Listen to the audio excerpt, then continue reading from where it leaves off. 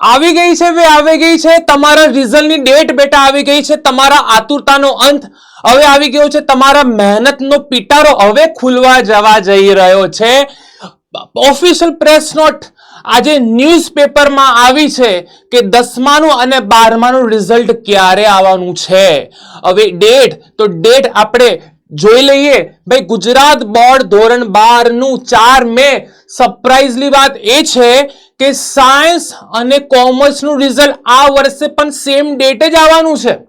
વાવ એટલે સાયન્સ અને કોમર્સ આ બંને સ્ટ્રીમનું રિઝલ્ટ એક જ દિવસે આવવાનું છે અને પછીના એક દિવસ છોડીને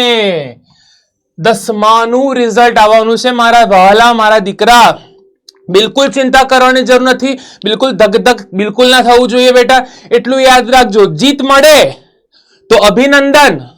અને ના મળે તો અનુભવ બંને જરૂરી છે પણ મેં તમને હમણાંથી જ અભિનંદન પાઠવું છું જે મેં મારા અગાઉના લેક્ચરમાં કહી ચૂકેલું છું બેટા તમારી મહેનત મેં જોયેલી છે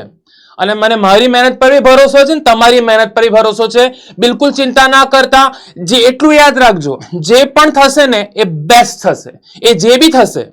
બી થશે એ બેસ્ટ થશે એટલું યાદ રાખજો તો યાદ રાખજો બેટા ગુજરાત શિક્ષણ બોર્ડ દ્વારા લેવાયેલી ધોરણ 10 અને 12 ની પરીક્ષાના પરિણામો આગામી સપ્તાહ એટલે કે યાદ રાખજો સોમવાર આજે થઈ 2 મે એટલે એનો મતલબ શું કે 4th એટલે કે 4 મે તમારું રિઝલ્ટ આવવાનું છે પછી 5 તારીખ છોડીને 6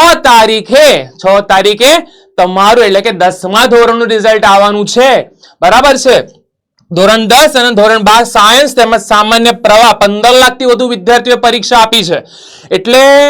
આટલા બધા વિદ્યાર્થીઓનું ભાવિ સાયન્સ અને કોમર્સનું સોમવારે ખુલવાનું છે મારા દીકરા તો બિલકુલ ચિંતા કરવાની જરૂર નથી મેં પોતે પણ તમારા માટે બહુ જોરદાર પ્રાર્થના કરી છે હજુ એ બીજી વાર આ વર્ડ્સ કહીશ જે બી હશે જે બી થશે અને જે બી વસ્તુ થવાની છે એ બેસ્ટ